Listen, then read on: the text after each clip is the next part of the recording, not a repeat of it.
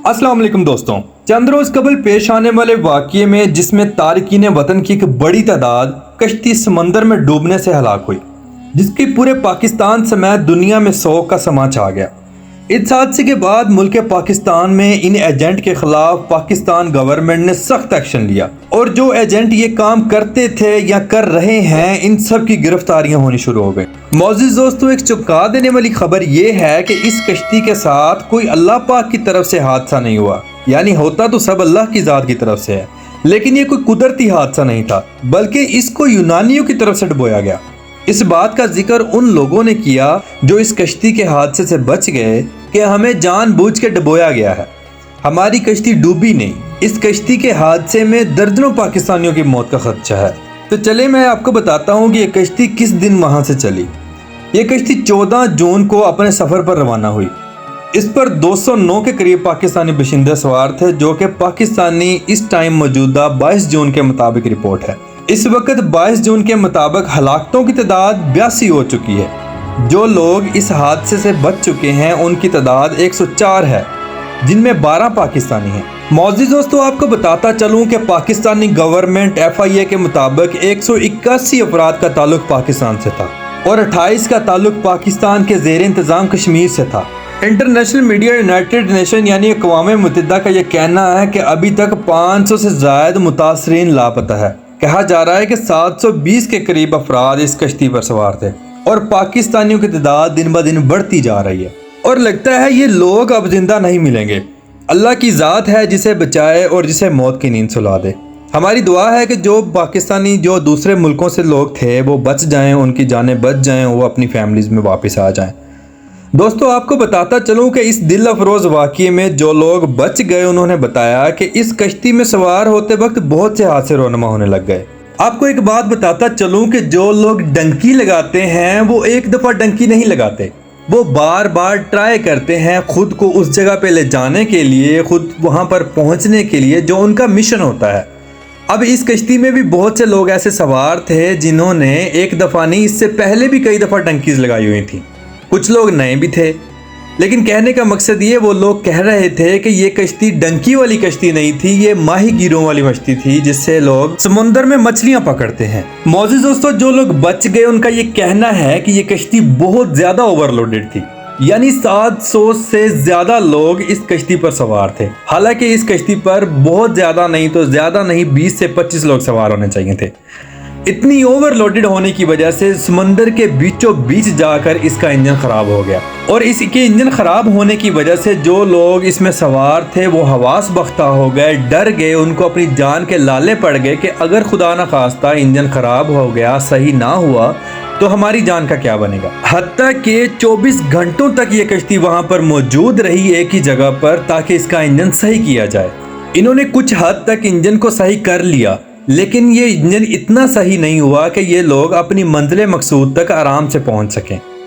मौजूद दोस्तों, बचने वाले पाकिस्तानीज़ ने यह बताया कि जब हमारी कश्ती ख़राब थी, हमारी कश्ती के पास से बहुत सी दूसरी कश्तियां भी गुजरी जिन्होंने हमारी तरफ पानी फेंका, लेकिन आपको पता है कि एक लंबे और तवील अरसे के बाद पानी किसी को मिले और वो भी समंदर में, तो जाहिर सी बात है हर किसी की पहली फुर्सत में यही था कि मैं पानी पी लूँ। इस पानी की वजह से आपस में ये सब लोग झगड़ने लगे और कश्ती का तवाज़ुन काफ़ी ख़राब हुआ, लेकिन इसके बावजूद कश्ती ने तकरीबन 3 से 4 घंटे सफ़र किया। 3 से 4 घंटे सफ़र करने के बाद इसका इंजन दोबारा से ख़राब हो गया और ये कश्ती दोबारा से समंदर के बीचों बीच खड़ी हो गई और वज़न ज़्यादा होने की वजह से यह कश्ती डूबना शुरू हो गई। कहते हैं कि पाकिस्तानीज़ को इस कश्ती के निचले हिस्से में ठोस ठोस कर डाला गया, क्योंकि इस कश्ती में पाकिस्तानीज़ की तादाद ज़्यादा थी और पाकिस्तानी पूरी दुनिया में मशहूर हैं कि ये सख्त जान होते हैं और इन पर तशद्दुद भी ज़्यादा किया जाता है, जैसे कि इस कश्ती में किया गया। मौजूद दोस्तों, आपको बताता चलूँ कि इस कश्ती पर सिर्फ पाकिस्तानीज़ मौजूद नहीं थे, इस कश्ती पर मिस्री, अफ़गानी, पाकिस्तानी ये सब मौजूद थे। और आपको ये भी बताता चलूँ कि ये लोग लीबिया तक वीज़ा लगा कर आए थे और लीबिया से आगे यूनान से इटली के लिए इन्होंने डंकी लगाई और जिस कश्ती में ये सवार थे उस कश्ती की लंबाई 100 मीटर बताई जा रही है। ये लोग रोज़ी के हसूल के लिए अपनी फैमिलीज़ को सपोर्ट करने के लिए यूरोप एंटर होने वाले थे। तो आपको एक बात बताता चलूं कि जो यूनान का पॉइंट है, ये पॉइंट लैंडिंग पॉइंट है, यानी यहाँ से आगे जितने भी जहाँ भी जाने के लिए यूरोप डंकीज लगाई जाती हैं वो यूनान से ही आगे लगाई जाती है। आपको बताता चलूं कि जो कश्तियाँ समंदर के अंदर सफ़र करती हैं उनके 4 से 5, 3 से 4 या 1 से 2 पोर्शंस होते हैं, जिसमें एक पोर्शन ऐसा होता है नीचे वाला जिसमें आप जाकर आराम कर सकें, सो सकें, ताकि आपको समंदर की हवा, समंदर का माहौल ख़राब ना कर सके। एक ऊपर वाली सतह होती है जहां पर नॉर्मल लोग फिर रहे होते हैं, ट्रैवल कर रहे होते हैं, अपना मज़ा ले रहे होते हैं सफ़र का। तो जो पाकिस्तानी थे उनको जहाज़ के नीचे वाली सतह पर सबसे लास्ट वाली जगह पर इनको ठोंस कर वहां बिठाया गया, वहां लिटाया गया।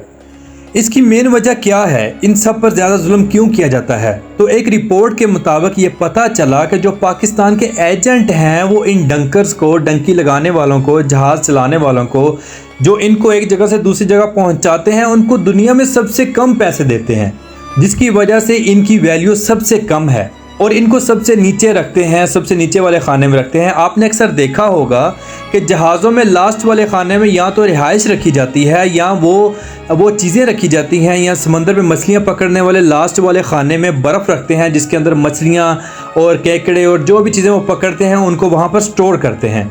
अगर हादसाती तौर पर कोई मसला बन भी जाए कश्ती के साथ, तो जो आखिर वाले लोग होते हैं वो कभी भी निकल नहीं पाते, आखिर वाली चीज़ें हमेशा डूब जाती हैं।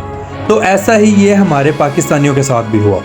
मोअज़्ज़िज़ दोस्तों, आपको ये बताता चलूँ कि जब ये हादसा पेश आ रहा था, पाकिस्तानी और दूसरे लोग डूब रहे थे, तो आसमान पर एक हेलीकॉप्टर भी था जो ये सब कुछ देख रहा था, लेकिन वो इनको बचा नहीं रहा था।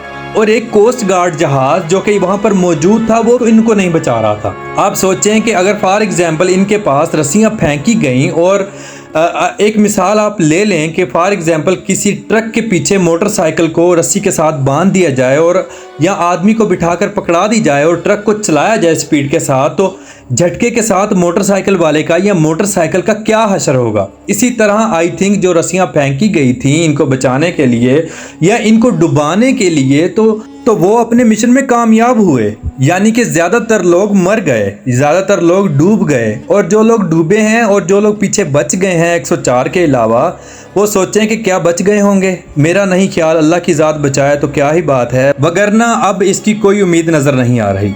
मोअज़्ज़िज़ दोस्तों, हैरान कुन बात यह है कि ये लोग 24 लाख रुपया पर पर्सन देकर पाकिस्तान से इटली की तरफ रवाना हुए और बहरा रोम के बीचों बीच जाकर डूब गए। मोअज़्ज़िज़ दोस्तों, कहा जा रहा है कि इंटरनेशनल यानी यूनाइटेड कोस्ट गार्ड जहाज़ की तरफ से इनको बचाया गया, लेकिन बहुत से लड़के ऐसे थे जिन्होंने छलांगे समंदर में लगाई इस डूबते जहाज़ के दौरान, और वो साहिल समंदर की तरफ रवाना हुए बगैर किसी डायरेक्शन के, बगैर किसी कंपास मीटर के, और उनकी जानें अल्लाह रब्बुल इज़्ज़त की ज़ात ने बचा दी। लेकिन ये चंद एक लोग थे। जो लोग जहाज़ की तरफ से बचाए गए वो भी आपके सामने हैं, और जो लोग तैर कर साहिल समंदर पर पहुँचे उनकी खबरें भी बिल्कुल आपके सामने हैं। अल्लाह रब्बुल इज़्ज़त की ज़ात से हम दुआ करते हैं कि जो लोग फ़िलहाल नहीं मिल रहे, अल्लाह पाक उनको भी अपने हिफ्ज़ व ईमान में रखे और उनको अपनी फैमिलीज़ तक सही सलामत प्रॉपर तरीके से पहुंचा दे। और उम्मीद है कि पाकिस्तान गवर्नमेंट इन कामों पर सख्त एक्शन लेगी, ताकि ये जो एजेंट ज़्यादा पैसे लेकर आगे कम पैसे पे करने के बाद इनको एक अज़ियतनाक तरीके से यूरोप में या किसी भी मुल्क में पहुँचाते हैं, इनके ख़िलाफ़ सख्त कार्रवाई करें। मोअज़्ज़िज़ दोस्तों, आप सबसे गुजारिश है कि आप अपने वतन में रह कर ही थोड़ी बहुत जितनी भी आपके हिस्से में अल्लाह रब्बुल इज़्ज़त की ज़ात ने रोज़ी रिज़्क़ लिखा है वो आप कमाते रहें, अपनी फैमिली के साथ रहें, बिल्कुल भी ऐसे किसी भी चक्कर में ना पड़ें जिसमें आप हमेशा के लिए अपनी जान से हाथ धोकर बैठ जाएं। मोअज़्ज़िज़ दोस्तों, दुआ करते हैं कि जो लोग इस हादसे की वजह से इस दुनिया जहां को छोड़कर चले गए, अल्लाह रब्बुल इज़्ज़त की ज़ात उनकी बख्शिश फरमाए और उनकी फैमिलीज़ को हौसला दे। आमीन सुम्मा आमीन। अस्सलाम वालेकुम।